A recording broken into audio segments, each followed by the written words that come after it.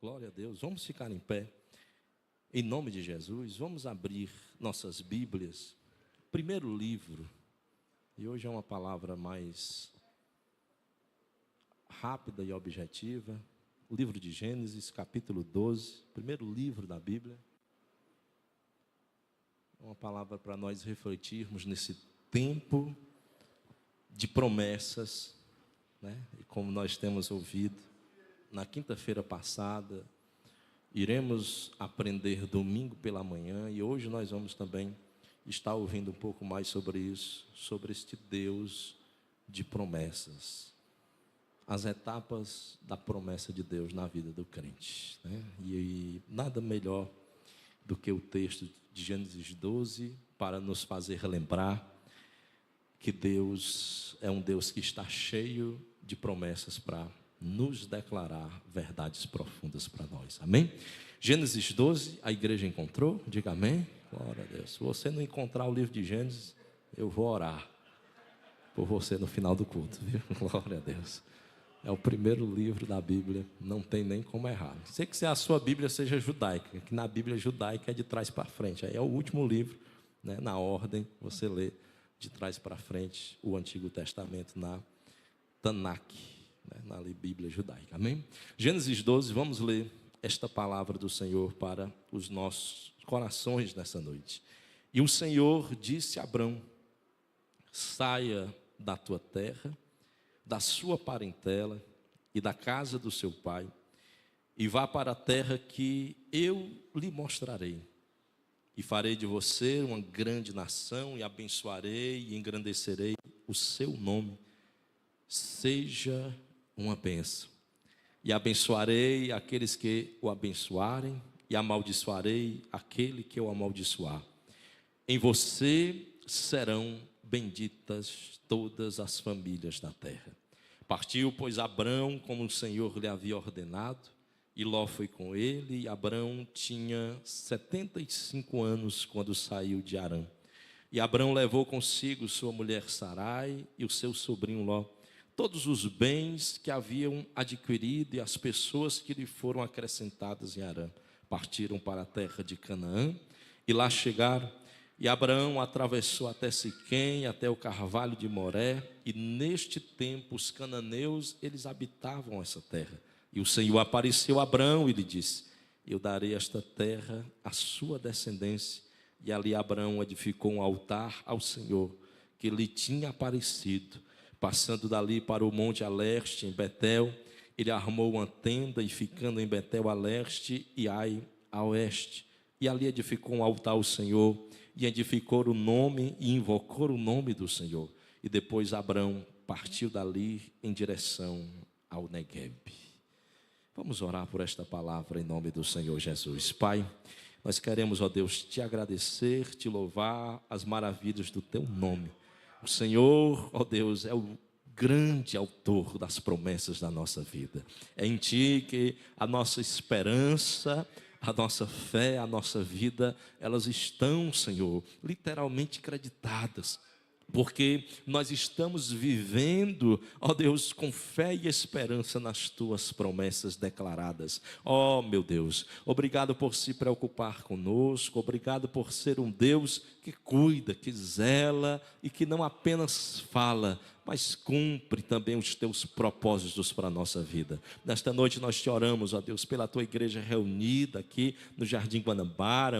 Meu Deus, que o Senhor visite esta casa, este lugar, este ambiente, os nossos corações, aquele que está, Senhor, porventura triste, aquele que porventura entrou nesta noite, ó Deus, desanimado, mas, ó Deus, carente de uma palavra, de uma orientação, carente de uma visitação do teu Espírito Santo, que nesta noite o Senhor nos envolva, ó Deus, ao entendimento de que tu ainda tem promessas gloriosas para a nossa vida. Nos ajuda, Senhor, nos fortalece, não deixa, ó Deus, o tempo, ó Deus, a escuridão, Senhor, dos dias, nos fazerem perder a esperança da tua promessa, mas nos faz ter fé fé suficiente para compreender, para crer que o Deus que falou, Ele é fiel para cumprir sobre as nossas vidas. Obrigado a Deus pelo que o Senhor tem feito, pelo que o Senhor faz, pelo que o Senhor ainda fará no nosso meio, porque Tu és um Deus fiel, Tu és um Deus poderoso, e nós Te louvamos pela Tua bondade, pela Tua fidelidade. Fala conosco aos nossos corações nesta noite, em nome de Jesus, nós Te oramos e Te agradecemos. Amém. Glória a Deus. Meus amados irmãos, tomados desta porção da palavra de Deus, o livro de Gênesis, nós já o visitamos durante esse ano, alguns dos seus preciosos textos. Nós estamos lendo um pouco da Bíblia a partir desse prisma dos livros e caminhando um pouco sobre o Antigo Testamento para tornar claro e mais evidente a palavra do Senhor em nossos corações. Gênesis é chamado de não apenas o livro do princípio. Gênesis não é apenas o livro do começo, como a própria expressão Gênesis no hebraico, ela vem transmitir um pouco do ambiente, da expressividade do que o texto, dos seus capítulos, ele vai denunciar. Mas Gênesis é muito mais do que isso. Gênesis significa o momento do interesse de Deus com a humanidade. É o momento em que Deus ele parte de uma prerrogativa altruísta, divina, eterna, porque olhando para Gênesis nós encontramos uma verdade: Deus não precisa de nós. Essa é uma verdade que Gênesis atesta claramente para todos nós. De cara, a Bíblia já nos deixa isso evidente. Deus não precisa de mim, Deus não precisa de você. Contudo, em seu altruísmo, e quando falamos de altruísmo, estamos falando de um Deus que não apenas é grande, não de um Deus apenas todo-poderoso, mas nós estamos declarando que esse Deus grande, todo-poderoso e eterno resolveu criar homens, andar com esses homens, prometer a estes homens e, mais do que isso, cumprir propósitos na vida de quem Ele criou. Em Gênesis nós aprendemos, portanto, que o Deus criativo é também um Deus sustentador.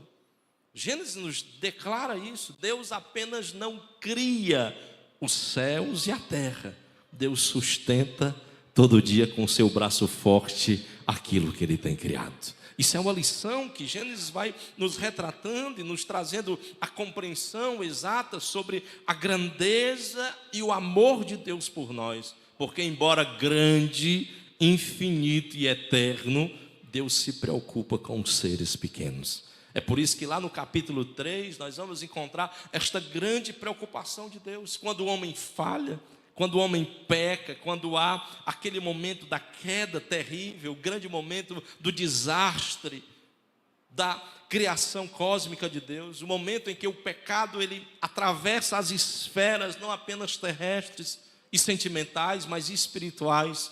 O primeiro a se preocupar com a humanidade é o próprio Deus. Capítulo 3, versículo 8 de Gênesis já vai nos declarar isso. Quando o homem e a mulher, versículo 6, começando no versículo de número 5, para nós só compreendermos melhor o contexto. Quando o início do pecado ele adentra sobre o mundo, o maior preocupado com a situação do homem é o próprio Deus. Veja o versículo 5 do capítulo 3 de Gênesis, quando ele diz: porque Deus sabe, essa é a enganação da mulher recebida por parte da voz da serpente, porque Deus sabe que no dia em que dele comer daquele fruto desejável aos olhos, os olhos de vocês se abrirão. Deus sabe disso. Olha, Deus é grande, mas Ele não quer, e esse é um sentimento muitas vezes do diabo em nós, Deus não quer que vocês sejam igual a Ele. E a tentação, ela reflete muitas vezes na nossa vida, e Gênesis vai tratando também essa escória da humanidade em relação à tentação, em relação à queda, porque o que a tentação provoca em nós, conforme esse versículo mesmo vem retratar, não é outra coisa senão um sentimento de independência e de autonomia. E por isso que a serpente lança esse desafio para com aquele casal, dizendo: no dia em que vocês comerem, os olhos de vocês se abrirão, e como Deus, vocês serão deuses. Hoje esse é o maior defeito da humanidade odierna, é o sentimento de pertencimento à divindade. Voltaire, no século de número 18 por 19, um grande filósofo do iluminismo, ele chegou a escrever e disse: agora herdamos novamente o que era nosso por direito. Tomamos o jardim do Éden e vimos nele que Deus não habita lá, mas ele é herança apenas da humanidade. E ele dizia isso falando claramente sobre a inteligência humana e a capacidade volitiva em que a humanidade chegou com positivismo, com as livres interpretações acerca da ciência. E ele chega a declarar isso: nós nos tornamos como Deus, detentores do Éden novamente. E este sentimento, desde o Éden, lá de Gênesis, ele já está brotado nos corações humanos. Uma promessa falsa, de ilusão, que Satanás brota nos corações das pessoas. E nós precisamos tomar a decisão de quem ou a quem darmos ouvidos. E é por isso que eu estou começando nesse texto de Gênesis 3, para entendermos o capítulo 12 de Gênesis. Deus é preocupado demais com aquilo que nós estamos vivendo e com a vida que nós estamos tomando. Porque Deus sabe que o diabo constantemente nos oferece propostas que vão nos levar a tragédias se nós ouvirmos e se nós obedecermos à voz da serpente. Olha a voz dela prometendo o que não é capaz de cumprir. Parece até político em campanha. Promete mundos e fundos. Eu vou acabar com isso, eu vou acabar com a fome, eu vou acabar. Você já prestou atenção que na política, segurança, saúde e educação sempre são tema. Mas ninguém acaba com isso. Ninguém resolve o problema. Todo cidadão brasileiro estuda 13 anos a língua portuguesa e depois dos 13 anos, quando ele vai fazer a primeira disciplina na faculdade chamada metodologia científica, a maior dificuldade que ele começa a perceber é que ele não sabe ler. Embora ele tenha passado 13 anos estudando a mesma coisa. Morfologia, orações subordinadas, orações coordenadas, assindéticas, sindéticas. O que é um pronome, as classificações gramaticais, o que é uma sintaxe. Todo ano a gente aprende a mesma, mas o problema é que nós não somos educados. São promessas vazias. E eu estou falando isso no plano terreno, mas agora, entrando na dimensão espiritual, aí a cova é mais profunda. Porque o diabo nos promete viver uma vida feliz, de promessas vazias, e nós muitas vezes acreditamos nessa promessa por conta de uma felicidadezinha que não vale nada e trocamos uma eternidade inteira com Deus por causa de ouvidos inconsequentes que escutam promessas falsas do diabo. Quantos já não caíram e vislumbrando este reino falso oferecido por ele, não foram tragados e sucumbidos por suas falsas promessas? Aí vem o versículo 6, eles são tomados por esta palavra e por esta promessa. E vendo a mulher, ela ouviu, e o ouvir faz ela crer naquilo que ela escuta. Aquilo se tornou promessa para ela, e ela entendeu literalmente que ao olhar para aquela árvore, comer o que ela estava desejando, ela se tornaria como Deus. E é isso que o versículo 6 vai nos tratar. E vendo a mulher que a árvore era boa. Primeiro ela escuta, depois ela vê. E vendo a mulher que a árvore era boa e agradável aos olhos era aquela árvore desejável também para dar entendimento, ela tomou o fruto e comeu e deu também ao marido e eles comeram. O problema é que essa ação trouxe problemas. E o grande problema é um Deus que um dia tinha prometido para eles que eles iriam cuidar do jardim tudo, de que eles seriam detentores daquele jardim, de que eles seriam possuidores daquele jardim, mas eles precisavam conservar nessa primeira aliança, nesse primeiro beirite, nessa primeira promessa de Deus, um cuidado. E qual era o grande cuidado de Deus? É que havia um limite que Deus mesmo estabeleceu. Olha, para vocês viverem na minha promessa, vocês precisam de uma coisa. Vocês precisam estarem em obediência ao que eu vou dizer. De todas as árvores do jardim vocês podem comer à vontade, se deliciarem, mas tem uma, e essa árvore é a ciência do bem e do mal. Desta aí vocês não podem tocar. Deus impõe uma lei sobre as suas promessas. E aqui eu aprendo a lição gloriosa de Deus. É que se nós queremos viver tempos maravilhosos de cumprimentos da promessa de Deus, nós devemos viver uma vida de obediência ao que Ele está falando. Se nós não obedecermos a Deus na voz ipsilitrem do que Ele declara acerca de nós e ao nosso futuro, nós nunca viveremos o tempo do cumprimento da promessa do Senhor sobre nós.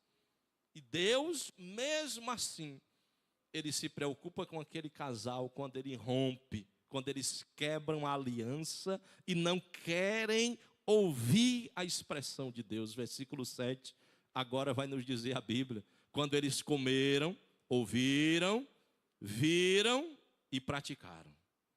Assim surge a queda. A queda, ela é fruto, literalmente, ela é gerada por uma necessidade do diabo mexer com, literalmente, os nossos sentidos. Audição, visão, olfato, paladar, tato. Perceba que o pecado, ele sempre está germinando dentro desses horizontes tateáveis. Queremos tocar, queremos sentir o sabor do pecado, queremos muitas vezes nos embaldar neste pecado e nos banhar nele, porque a nossa inclinação ao pecado nos leva a este momento terrível de querermos expor para fora tudo de ruim que habita em nós. E a forma ruim disso se externalizar vem através dos nossos sentidos. Por isso que o diabo manifesta a ilusão da vida, de promessas vazias a partir daí. E eles vendo, agora eles observaram, comeram, sentiram gosto, sentiram cheiro, e agora eles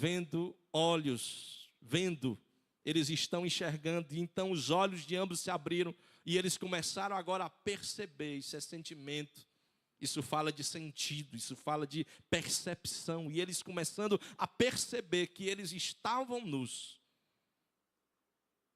Qual era a primeira atitude daquele casal a tomar? Irem até Deus, procurarem o Senhor, pedirem a Ele perdão e depois viverem novamente o tempo da promessa. Mas o que é que eles fizeram? Diz o texto, eles procuraram na mesma árvore aonde eles fracassaram uma forma de encobrir o problema. É como muitas vezes nós fazemos. Nós queremos viver e continuar onde? Na promessa de Deus. E às vezes falhando, errando, em pecado. E dizendo, ninguém vai ver, eu vou continuar aqui, vou fingir, eu vou me camuflar, que foi o que eles fizeram. Eu vou me cobrir, e eles costuraram folhas de figueira. Eles literalmente foram na mesma árvore, aonde o fruto que eles haviam pegado, e pegaram essa folha e começaram a se cobrir, achando, Deus nunca vai saber disso. Ele não está aqui, Ele não está vendo, a promessa dele vai continuar sobre nós, nós vamos dominar o Éden, nós vamos continuar dominando e subjugando como Deus ordenou.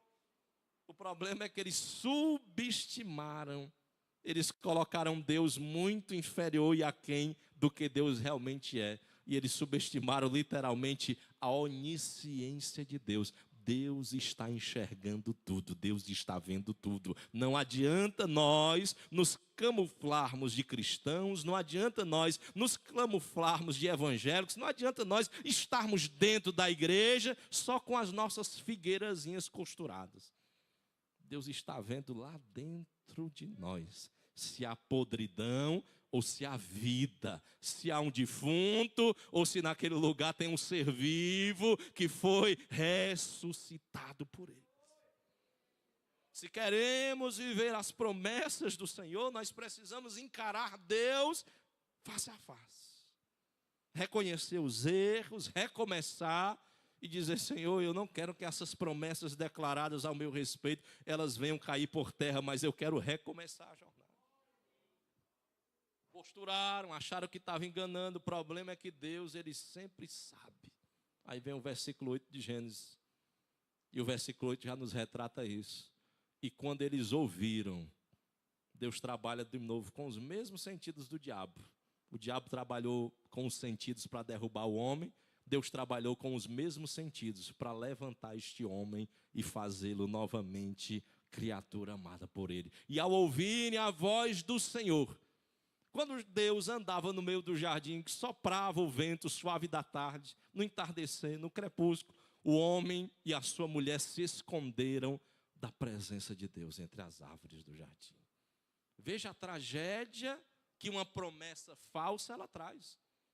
Eles achavam que Deus não ia saber de nada. Eles achavam que Deus ia continuar com as suas promessas e não ia passar a limpo com eles a situação que eles estavam vivendo. Mas o problema é que mais cedo ou mais tarde, aquele que está tentando enganar a Deus e tentar viver tempos de promessa enganando ao Senhor, mais cedo ou mais tarde Deus vai se encontrar com ele. Está lá em Amós 4,12, quando ele diz: prepara-te, ó Israel, para se encontrar com o Senhor. Tem uma hora que mais cedo ou mais tarde, meu irmão, eu e você vamos ter que nos encontrar com Deus. Jacó mentiu, enganou, usurpou, negociou, lucrou, mas teve uma hora que ele não teve jeito. Ele teve que se encontrar com Deus.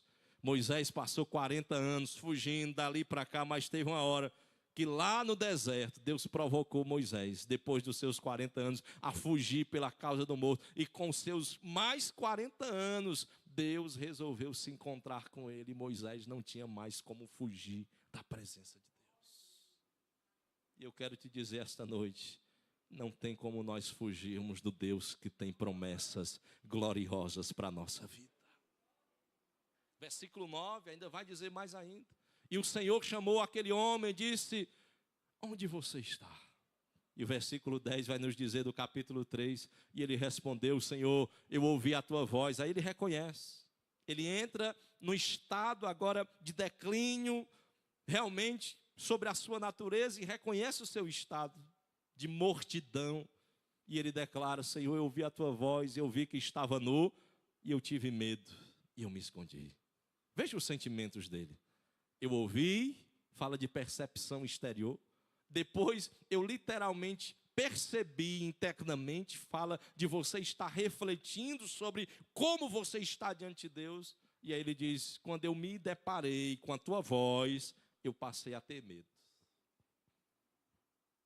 Olhe para esse texto e olhe para ele com calma, porque ele é a explicação de tudo que vai acontecer no decorrer de todo o Antigo Testamento. Toda vez que Deus fala, as pessoas passaram a ter medo de Deus. Olhe para a Bíblia, no Antigo Testamento, toda vez que Deus vai manifestar a sua verdade, e às vezes até a sua promessa, as pessoas têm medo de Deus. Por que esse medo acontece? Por causa da herança maldita de uma promessa falsa que o diabo fez, e a humanidade foi literalmente corrompida nessa natureza adâmica, e consequentemente a isso, as pessoas passaram a ter medo de Deus. O que Jesus veio fazer neste mundo? Ele veio para destruir as obras do diabo. E quando Jesus destrói as obras do diabo, o que é que acontece conosco? Quando Deus fala agora conosco em Jesus, nós não temos mais medo de ouvir a voz do Senhor. Nós temos agora alegria. Senhor, fala porque eu quero ouvir mais a tua voz. Mas em Gênesis, em todo o decorrer dos textos, toda vez que Deus vai falar com o homem passa a ter medo de Deus. Esse é o problema de você tentar viver as falsas promessas que o diabo tem para a vida das pessoas. Quando você se encanta com o canto da serpente, porque ela cantou aos ouvidos da mulher e de Adão, e você se rende a essa canção maligna, você passa a ter medo de ouvir a Deus. É aquele crente que ele começa a pecar, aí quando pensa que não, ele tem medo de vir para a igreja, porque o pastor vai falar, e ele não quer ouvir a verdade. Porque o irmão vai pregar sem nem conhecer ele, e vai falar a verdade, e vai doer, e ele não quer ouvir, porque ele passa a ter medo de Deus. É como eu sempre gosto de contar para os irmãos. Eu, quando era pequeno, não entendia direito, eu tinha medo de ir para a oração, e de repente uma irmã, do cabelozinho de coque que ora, ela chegar e me puxar até o meio da igreja e dizer: meu irmão, eu vou agora revelar teus pecados. Porque a gente começa a ter medo de Deus. A gente vem para a igreja receoso, senta lá por trás, escondido. Eu vou ficar aqui porque Deus não vai falar comigo. Deus vai te encontrar, seja aqui dentro, seja onde for. Deus, Ele tem poder de encontrar aqueles que estão precisando ouvir a sua voz e recomeçar a jornada. Deus tem esse poder, né? Porque eles perceberam que estava nu, tiveram medo de ouvir a voz de Deus e agora se esconderam. O texto vai nos declarando, todo o contexto do capítulo 3, a providência de Deus, primeiro os decretos terríveis de Deus sobre a humanidade. Adão sofre, a mulher sofre, os animais sofrem, a terra sofre. A herança de Adão, que somos nós, sofreremos e continuamos sofrendo até que Jesus restaure plenamente. A ponto de Paulo, lá em Romanos 8, ele declarar, irmãos, até hoje a natureza geme, angustiada, esperando o dia da restauração, porque desde o pecado de Adão, deste ato maldoso, dessa falsa promessa sobre a qual Adão e Eva se entranharam, até hoje a humanidade está sofrendo e até a natureza geme e está sofrendo. Este furacão que aconteceu e a grande mídia no meio do mundo fez um alarde grande sobre o furacão Milton, nada mais é do que a natureza gemendo, angustiada, ansiosa, esperando o dia da restauração de Deus para esta humanidade. E ele breve irá acontecer. Mas o Deus que promete não desiste de nós. Aí vai lá no versículo 20 e o 21 de Gênesis capítulo 3. Deus, Ele mesmo vendo a situação de Adão, Ele mesmo vendo a grande errata em que Adão se meteu, o grande momento de destruição da humanidade sobre a qual Adão estava gerando. Ele olhou para Adão, ele olhou para a mulher, ele olhou para a serpente, ele olhou para a terra, deu o parecer dele como Deus e juiz. E o homem, ele deu agora o nome da sua mulher após essa sentença e disse, agora tu vai se chamar Eva, porque agora tu se tornará mãe dos seres humanos, e ela passou a se tornar aquela que seria a genitora da vida. A partir de Eva, toda a humanidade ela é gerada. E aí Deus olhando para isso, preocupado com os descendentes de Adão, versículo 21, aí diz o texto, e Deus agora fez roupas de peles. Vejam que lá no versículo 9, o 8, era Adão e Eva costurando o quê? Figueiras e se escondendo, para ver se Deus não iria ver o tamanho do pecado deles. Deus viu e Deus começou a entender o seguinte, eu preciso que eles vivam, porque eu ainda tenho promessas para os filhos deles, eu ainda tenho promessas para trazer para esta humanidade. E Deus resolveu fazer roupas de pele, e Ele vestiu Adão e a Eva ali naquele lugar, e a sua mulher, e diz o versículo 22, naquele mesmo texto, e disse o Senhor, eis que o homem se tornou um de nós, conhecedor do bem e do mal, e é preciso impedir, portanto que ele estende a mão, tome a árvore da vida, coma e vive eternamente. Aí vem o versículo 23, Deus dizendo, e lançou agora ele fora do jardim. Consequências da queda. Deus restaura, e quando ele restaurou Adão no sentido das suas vestimentas, não é para que Adão se convertesse. Porque se você ler o texto de Gênesis capítulo 4, você vai perceber que Adão passou 120 anos desviados. Nasceu Abel, nasceu Caim. Quando Sete nasceu, 120 anos depois, é que Adão voltou a invocar o nome do Senhor. Veja o tamanho da tragédia na vida de Adão. É só ler o texto dizendo que você vai ver isso claramente. Por isso que Deus expulsou. Quando nós vemos essas vestimentas, é porque Deus não está prometendo a Adão apenas a restauração. Deus está prometendo a nós, os filhos de Adão que aqui estão esta noite. E nós fomos um dia alcançados por alguém que foi morto lá na cruz do Calvário e nos deu uma veste nova. Que veste é essa, pastor? É as vestes da justiça de Jesus Cristo. É por causa dela que nós somos o que? Justificados. É por causa da justiça de Jesus que somos vestidos. Por isso que Paulo, explicando esses pormenores de uma maneira mais dramática, ele chega a dizer, irmãos, vamos nos despir, lá em Colossenses capítulo 3, ele diz, irmão, vamos nos despir do velho homem e vamos agora tomar a veste do novo homem e vamos vestir ela. Porque é essa que vale para Deus. Enquanto nós vestirmos a veste de Adão, não haverá promessa sobre a nossa vida. Mas quando nós vestimos a veste de Jesus, a veste da justificação de Jesus, há tempos de promessas do Senhor para nós. Deus fez isso com Adão. E as gerações passam. E quanto mais as gerações passam, mais parece que as promessas de Deus, elas vão o quê? Se acabando. Olhe para a geração de Noé, Gênesis 6, 7, 8. Olha o terrível fim da geração de Noé. Deus chega ao ponto de dizer, eles não merecem estar vivos, eu vou lançar um dilúvio. Vai ter chuva que vai descer do céu e vai ter chuva pelos geysers da terra, como até hoje existe em algumas regiões, e a água vai vir lá das regiões das profundezas, e as águas virão do céu também, e eu vou rasgar o céu, e ninguém vai viver. Noé, pode pregar, Noé. 120 anos, vai pregando, prega. E prega, Noé. E quanto mais Noé pregava com a sua vida, porque a pregação de Noé não é ir para a praça gritar, era a construção da arca. Enquanto Noé construía, Deus ia usando Noé para mostrar para o povo, se preparem, vem coisa ruim por aí. É igual que a igreja faz hoje.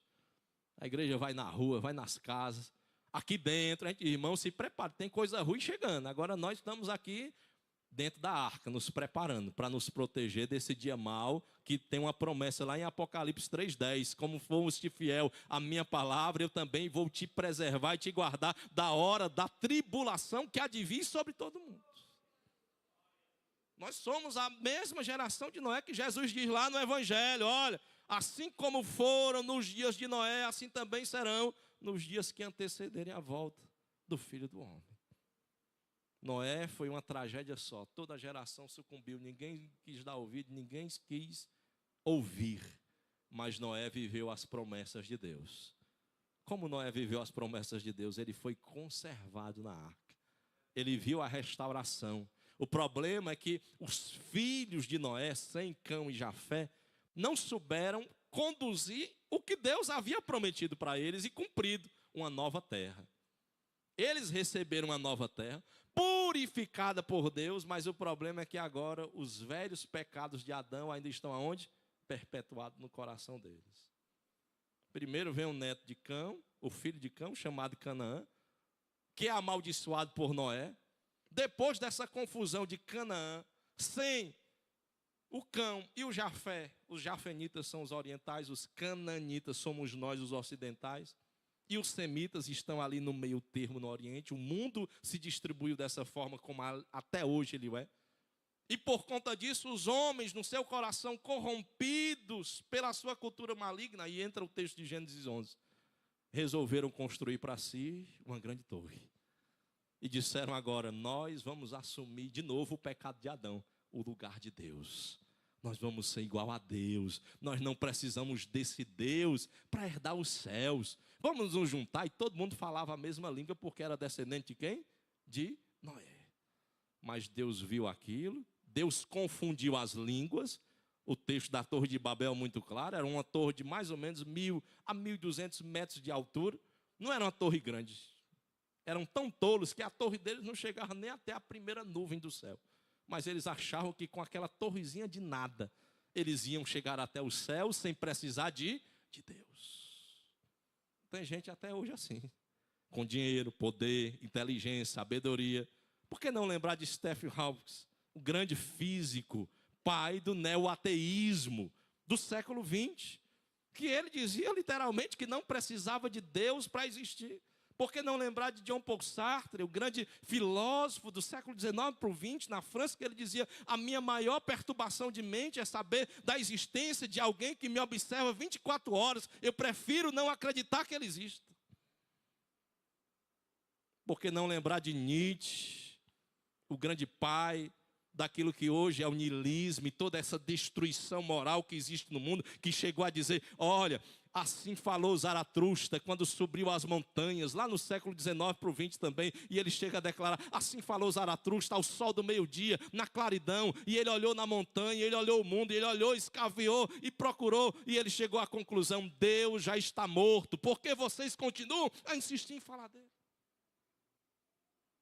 A Babel, lá de Gênesis 11, ela continua ainda ativa hoje.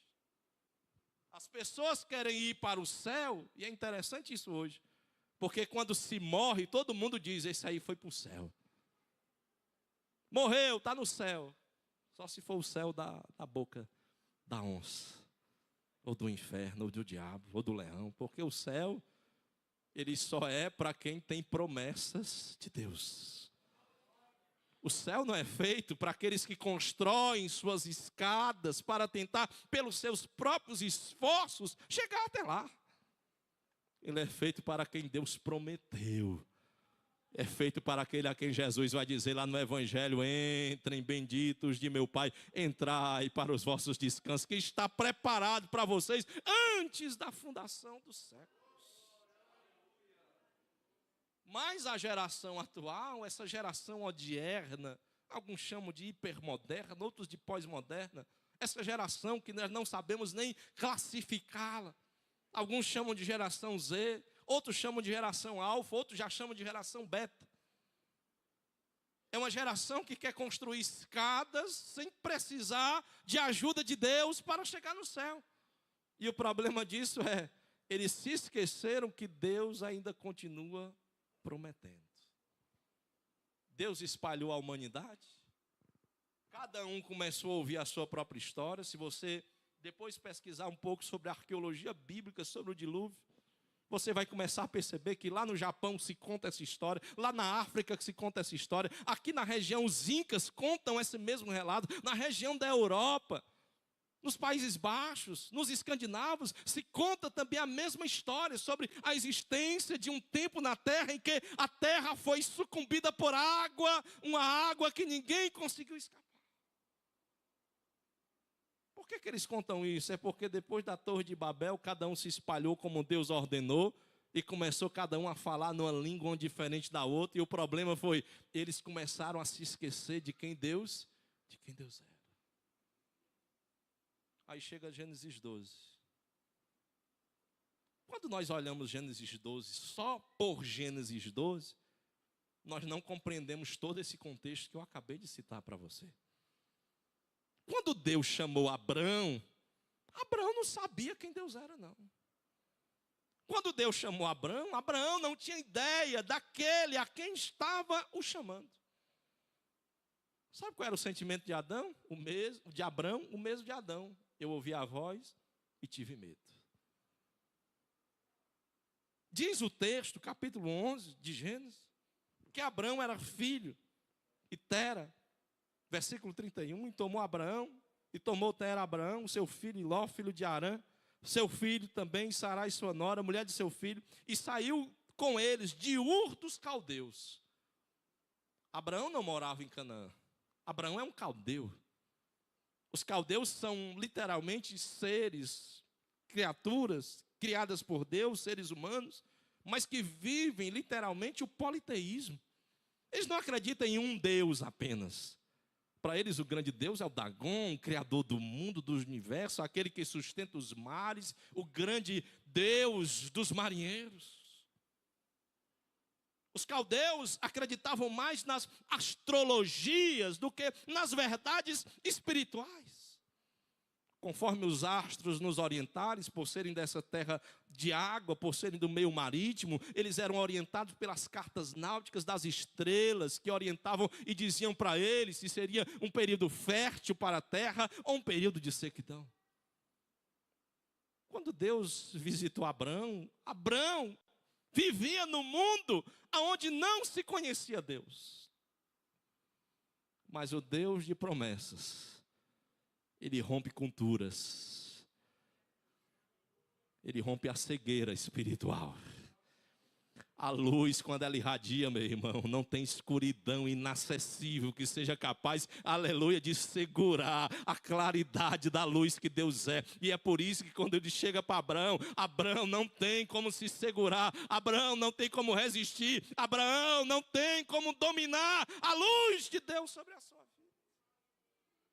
Aqui estamos nós hoje para contar a história de um dia, de um Deus que chamou Abraão e que nos chamou também quando nós estávamos na escuridão. Aonde você estava quando Deus te chamou? Um bebendo, o outro fumando, alguém se prostituindo, Alguém vivendo o pior dia da sua vida? Alguém num dia de tragédia? Alguém no dia em que olhou e disse: ninguém liga mais para mim, ninguém fala comigo, ninguém quer saber de mim. Aí vem o Deus que chamou Abraão, e ele te visitou, ele me visitou nas horas mais difíceis e escuras da nossa vida, e disse: ei, eu tenho um chamado para a tua vida. Glória a Deus. Não é na hora boa que Deus nos chama. Quando Deus chamou Abraão, ninguém acreditava em Deus. Ninguém queria saber de Deus. Mas Deus está preocupado em cumprir as suas promessas. Por que Deus chamou Abraão? Não é porque Abraão é bom. Não é porque Abraão era isso, aquilo. Não é porque Abraão era poderoso. Não é porque Abraão... Não. Deus chamou Abraão sabendo, ele vai errar, vai falhar, ele vai pecar, ele vai mentir, ele vai fugir. Mas é ele que eu estou chamando. É como Deus nos chamou, meu irmão. Deus sabia que éramos fracos, tímidos. Deus sabia que nós nem sempre ia dar conta. Deus sabia que tinha hora que nós íamos desistir. Deus sabia que tinha hora que a gente queria chutar o pau da barraca. Deus sabia que tinha hora que queríamos recuar, que seríamos covardes. Mas mesmo assim Deus disse: é você mesmo que eu estou chamando e dizendo, é você que eu estou nomeando, é você que eu estou dando a você a missão para fazer uma obra nessa terra. Saiu de Ur dos Caldeus, foi para Canaã, e quando ele chegou em Canaã, diz a palavra de Deus, na região de Harã, ali ficaram, seu pai morreu, 205 anos. Quando seu pai morre, alguns chegam a dizer que ele tinha profundos laços com as magias, com o esoterismo, com essa parte dos caldeus, que era comum na época, o pai, o sacerdote, transmitisse aos filhos. Quando ele morre, Abraão, talvez, ninguém sabe exatamente o que houve, porque a Bíblia cria um lapso de existência, de narrativa acerca desse momento entre a morte e o pós-morte do seu pai. Porque no versículo 1 do capítulo 12, já irrompe o período de luto de Abraão, com Deus já o chamando, dizendo: e disse o Senhor a Abraão. Eu acho lindo este versículo, porque se você ler Gênesis do capítulo 3 até Gênesis capítulo de número 11, Deus não fala com as pessoas.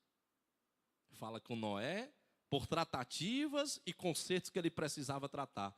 Mas Deus não falava mais com as pessoas claramente prometendo coisas boas.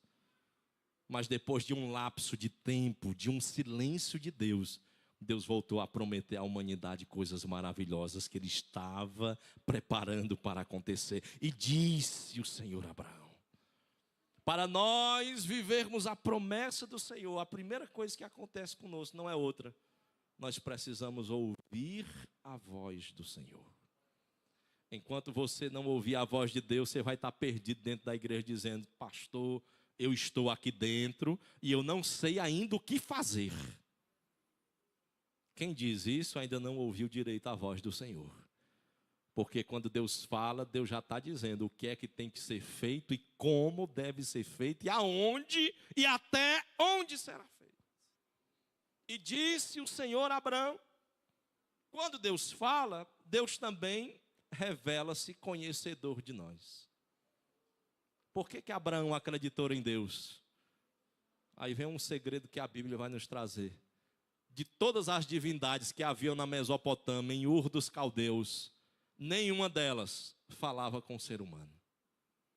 Nenhuma delas se importava com as pessoas. Mas o Deus que se revelou a Abraão não apenas disse que se importava com ele, mas disse: eu conheço o teu nome e eu estou te chamando porque eu sei quem tu és.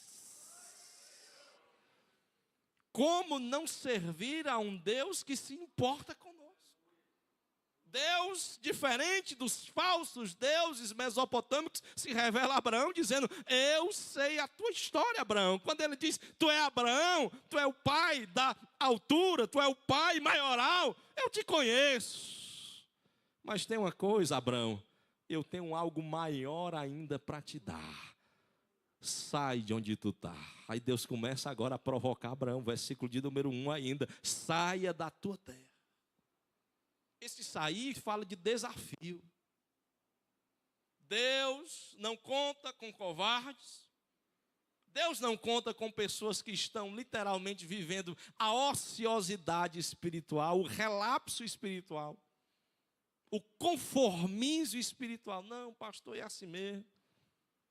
Eu não vou fazer nada mesmo. Eu já entreguei as pontas, eu já pendurei a chuteira, eu não vou mais caminhar. É assim mesmo, dessa forma. Deus está dizendo, saia. Saia é um ato provocativo e desafiador de Deus para que nós venhamos viver a missão. Só que tem um detalhe. Nos versículos seguintes, você vai perceber que Deus, Ele quando chamou Abraão, diz o versículo de número 4, Abraão não era um jovenzinho. Ele não era alguém que estava na flor da idade. Abraão não era um sonhador. Abraão já tinha, meus irmãos, 75 anos. Alguns de nós talvez nem vá chegar lá, na cidade. Louve a Deus aqueles que já chegaram a esta idade. Mas quando Deus foi encontrar Abraão, Ele não encontrou Abraão jovem. Ele encontrou um Abraão cansado, sofrido, sem esperança talvez já de vida. Seu pai já morreu, ele vai dar perpetuidade ao que aprendeu com seu pai. E aí vem um Deus que se importa com ele e diz, olha, eu tenho um desafio novo, eu tenho sonhos novos, eu tenho projetos novos. A tua vida não acabou, Abraão. Eu ainda tenho uma terra para te dar. Deus é um Deus que promete coisas extraordinárias a pessoas que não têm assim expectativas grandes para com Ele. Você já percebeu isso? Deus desafia Abraão, saia do conformismo, saia de Harã, saia de Canaã, porque não foi para cá que eu te chamei. Vá para a terra porque eu prometi, que eu estou prometendo. Vá para o lugar que eu vou te prometer. E Deus diz mais ainda, olha o desafio de Deus. Versículo de número 1 ainda. Da sua parentela. Sai da tua terra, fala de geografia. Sai da tua parentela, fala de cultura. Fala de religião. Fala de abrir mão de tudo que nós fomos forjados para ser um dia na vida. Quando fala de família, fala de prisões que nós muitas vezes vivemos. Quantos de nós não têm frustrações familiares? Quantos de nós não temos problemas muitas vezes vinculados a uma paternidade, uma maternidade não nutrida corretamente? Quantos de nós não somos prisioneiros ainda de angústias dos nossos pais? De frustrações que eles viveram. E Deus está dizendo, eu vou romper contigo hoje, Abraão. Eu estou te chamando agora para viver um tempo de promessas novas. Esqueça o que passou. Esqueça, se o seu pai não foi um grande homem, eu vou te fazer grande homem nessa geração. Saia da tua terra, da tua parentela e vai. Aí Deus agora desafia ele mais ainda. Saia e eu ainda vou te mostrar onde vai ser. É igual nós, semelhantes. Nós servimos a Deus, não vimos o céu ainda, não inauguramos ele. Alguns já estão lá aguardando no paraíso, esperando este momento de encontrar-se novamente com seus corpos para inaugurar esse momento glorioso nos céus. Mas mesmo nós nunca sabemos como Ele é perfeitamente, definitivamente. Nós estamos obedecendo uma verdade de Deus. Se você sair da sua terra, sair da sua parentela, eu tenho um céu glorioso. Essa é a promessa de Cristo para nós nessa noite. Eu tenho um céu glorioso para você. E Deus disse para Abraão, eu, o Deus que estou falando contigo. Versículo 2, eu farei de você uma grande nação. Deus está dizendo para Abraão, Abraão, tu tens 75 anos. Acaba velho. Tu já está cansado. Tu já não tem mais força. Mas eu sou Deus que tenho capacidade de prometer e cumprir na tua vida coisas que você ainda nem ousou sonhar. Para acabar o problema, Sarai tinha 80. Para acabar o problema, não podia mais dar filho. Para acabar mais ainda o problema, Abraão ficou desanimado no meio da jornada. Mas o Deus que promete, Ele é fiel. Diga assim para o irmão: Deus não se esquece do que Ele falou ao teu respeito. O tempo pode passar, a circunstância ruim pode vir. Talvez hoje você olhe para você e diga: pastor, esta palavra você está dizendo, eu bem que queria acreditar nela, mas eu já estou cansado demais para acreditar nisso, pastor. O Deus de Abraão está aqui esta noite para te dizer que Ele é quem é poderoso para cumprir em nós. Eu abençoarei, eu é quem engrandecerei o teu nome. Glória a Deus.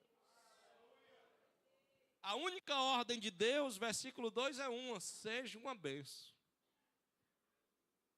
Quando ele fala de seja uma bênção, é aqueles que te perseguirem, Abraão, vai fugindo deles e vai correndo. Porque não é Abraão que ia amaldiçoar. Porque às vezes nós temos essa mania. Tem até aquele hino ruim que eu espero também nunca ouvir aqui nessa igreja. Do sabor do mel. Quem te viu na prova e não te ajudou, quando você na bênção vai se arrepender. Você vai estar lá no palco e o outro na plateia. Não, meu irmão. Quem vai se responsabilizar em abençoar, amaldiçoar pessoas que estão na nossa jornada é Deus. Nós precisamos ser bênçãos. Esse ser bênção foi duro para Abraão, porque teve um momento em que ele e o seu sobrinho viram ali os seus companheiros de jornada contendendo. Abraão podia tomar partido, mas Deus orientou Abraão: seja uma bênção. Ele abençoou aqueles que estavam perseguindo o rebanho dele, os que estavam destruindo, os que estavam brigando. Ele abençoou. Ló, para onde tu se virar, tu vai, e para onde tu for, eu vou o caminho contrário, porque eu não quero mais discussão entre os meus pastores e os teus pastores. Ser bênção é entender o que Deus tem colocado na minha vida deve se manifestar também em outras pessoas, e eu preciso ser um canal da bênção de Deus para essas pessoas. Seja você uma bênção.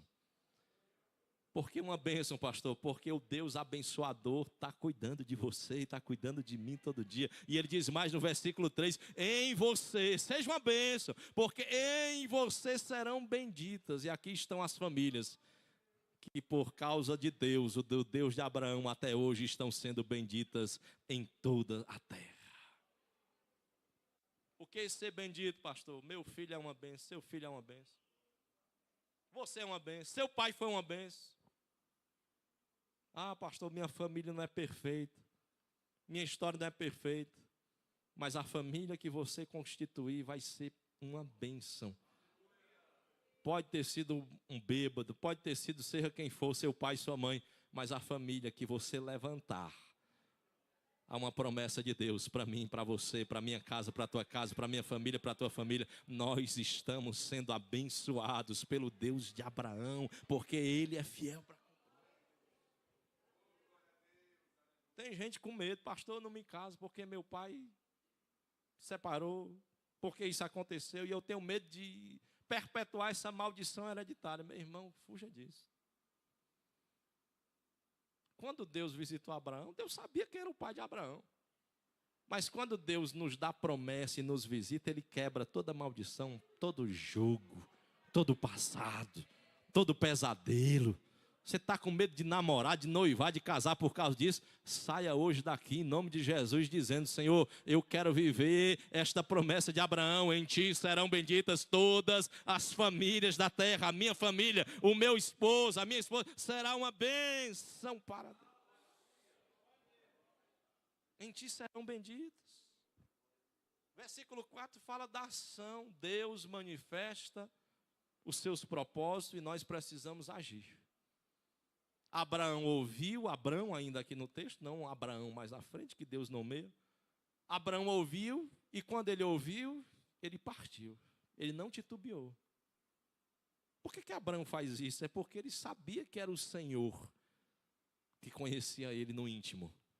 O Senhor que sabia que ele não era nada nem ninguém. O Senhor que sabia que ele já estava velho de dia, 75 anos. O Senhor que sabia que ele estava cansado. Esse Deus iria se responsabilizar pelo que ele havia dito ao seu respeito. Deixa eu lhe dizer esta noite, como eu falei quinta-feira passada, Deus se responsabiliza e se preocupa com o que Ele tem falado acerca de nós. Deus se preocupa para que a sua palavra não caia por terra, antes que ela venha se cumprir na minha e na tua vida. Deus faz ele voltar para onde ele nasceu, versículo 6. Eles partiram, versículo 5, a terra de Canaã. Chegaram até a região da parte de Arã eles partiram para Canaã.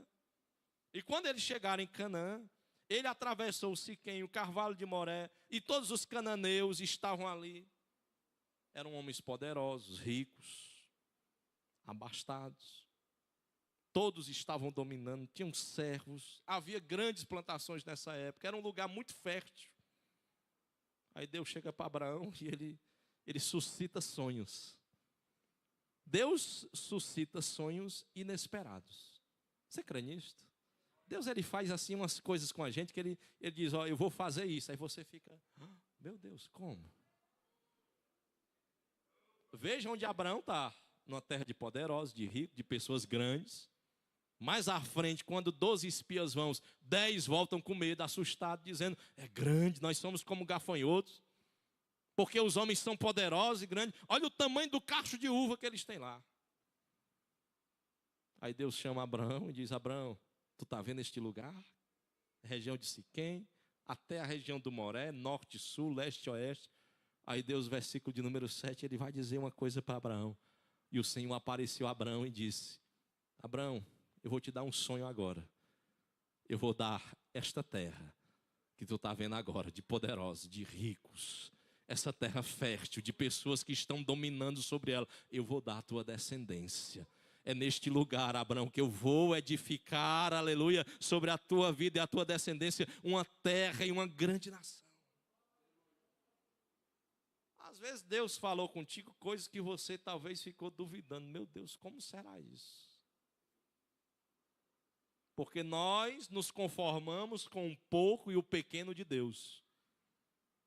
Mas se nós queremos viver e quisermos viver os tempos da promessa do Senhor, temos que ser desafiados a crer que o Deus grande e todo-poderoso, Ele é capaz de mexer em circunstâncias, Ele é capaz de mexer em cenários para nos dar o que Ele tem prometido. Quem imaginaria que um homem velho, a sua descendência, seria capaz de herdar o que hoje é toda aquela região, dali da região do Golfo Pérsico? Quem imaginaria que toda aquela região da península do Sinai, até o que hoje é a Síria, Deus iria dar apenas um homem velho que ouviu a voz do Senhor? Deixa eu te dizer uma coisa. Deus tem coisas grandes para fazer na tua vida. Se você ouvir, obedecer, atentar, não porque você é grande, mas porque grande é o Senhor quem está falando e quem promete ao teu coração.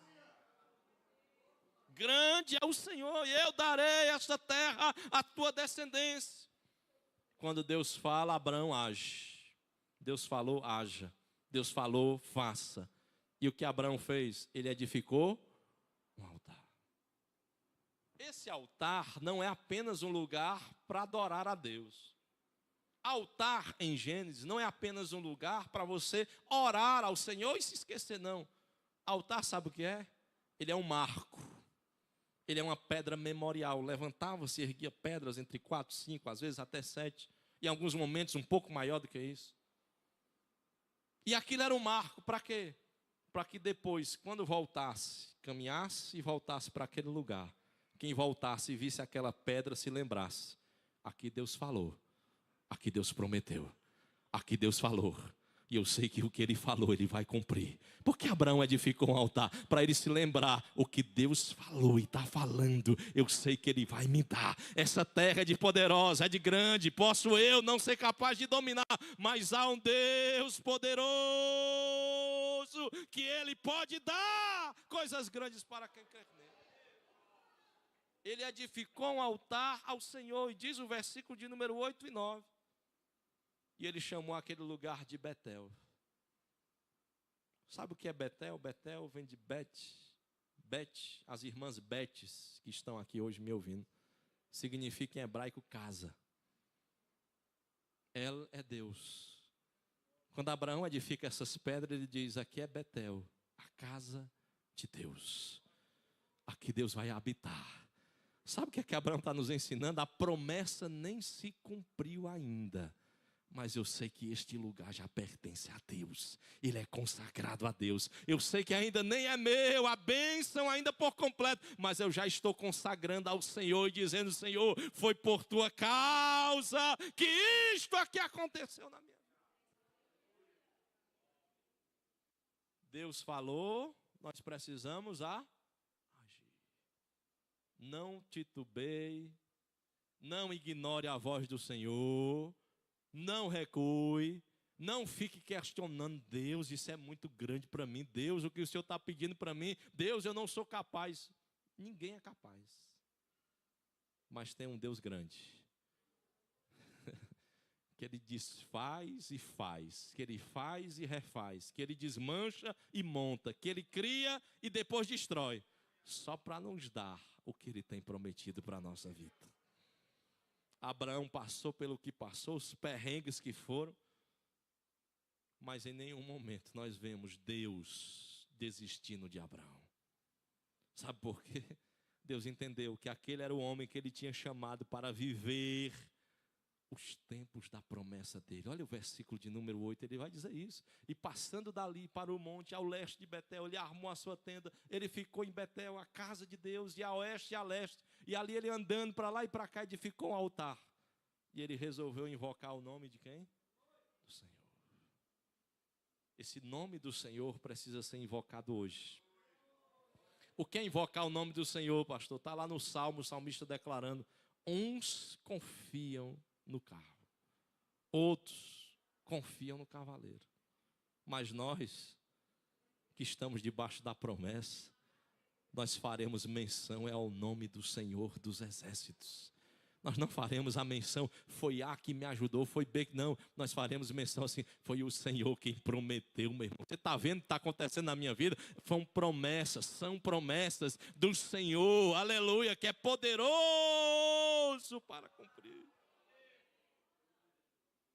Às vezes a gente olha e diz: meu irmão, como é que você está assim nesse... Meu irmão, é Deus. Promessas não se explica, se crê. Se você for querer explicar o que você é hoje, o que Deus tem dado a você hoje, você não vai conseguir explicar, não. Mas quando você começa a compreender: Deus me chamou, Deus falou, eu ouvi, eu obedeci, eu estou aqui, eu consagrei. O altar foi erguido, eu me lembro, eu construí uma casa para dizer: essa casa é de Deus, a minha vida é de Deus, a minha história é de Deus, o que eu tiver é de Deus. A gente começa a compreender que o Deus que promete, Ele é tão fiel, que Ele não vai negar aos seus filhos aquilo que eles precisam. Quantos querem viver esses tempos da promessa deste Deus de Abraão? Eu quero todo dia. Senhor, me ajuda a viver isto. Deus nos chama em um tempo de crise, como Ele chamou Abraão. Deus está nos chamando em um tempo em que pouco se escuta a voz de Deus no meio dessa geração. E Ele está nos chamando para, desafiados por Ele, vivermos tempos de promessa. Deus não quer conformados. Deus não quer você com seus bracinhos cruzados, dizendo: eu já desisti, já estou cansado, pastor, não tem mais jeito a minha vida não. Deus está chamando é você mesmo, Abraão. É tu mesmo, Abraão. É tu mesmo. Desanimados, sem ter expectativa do que vai acontecer, para Ele te revelar o poder dEle, a grandeza dEle, a majestade dEle na tua vida. Porque nós servimos, não é um Deus mesquinho, mas é um Deus poderoso, que é capaz de cumprir promessas grandes a homens pequenos. Não é que nós não vamos tornar vaidosos. Nós estávamos até brincando, né, irmão Garcia, segunda-feira. Não é que nós vamos nos tornar vaidosos. É porque a gente começa a ver o tempo do cumprimento das promessas de Deus. Nós estávamos nos alegrando sobre como a igreja está se tornando, quanto Deus tem feito coisas maravilhosas. Mas não é para nos envaidecer, sabe o que é isso? É um Deus que chama Abraãozinhos pequenos aqui, para fazer deles grandes neste lugar, nesta casa, usá-los como Ele tem usado irmãos e irmãs, obreiros, pequenos, jovens, novos convertidos até, para fazer desta casa um lugar de adoração e exaltação ao nome do Senhor. Eu não sei como você veio hoje, eu não sei como você chegou aqui esta noite, mas eu quero te dizer que o Deus de Abraão continua chamando você para prometer coisas extraordinárias sobre a tua vida. Pastor, Deus promete, promete, meu irmão. E eu lhe convido, todo domingo de manhã, está aqui na escola dominical, para você aprender o tanto de promessa que Deus tem para fazer ainda na vida do crente. Você vai aprender de outubro até dezembro, só essas promessas gloriosas de Deus. Deus é um Deus que tem promessas ainda para fazer. Diga assim comigo: Deus, eu estou aqui para viver as promessas que o Senhor tem para mim. Aleluia, glória a Deus. Fala que eu obedecerei, glória a Deus. O Senhor ainda quer levantar Abraão, aleluia, para viver tempos de promessas gloriosas sobre a sua vida. Se nós crermos num Deus grande e poderoso, coisas grandes e extraordinárias irão acontecer conosco. Quantos recebem esta palavra em nome de Jesus?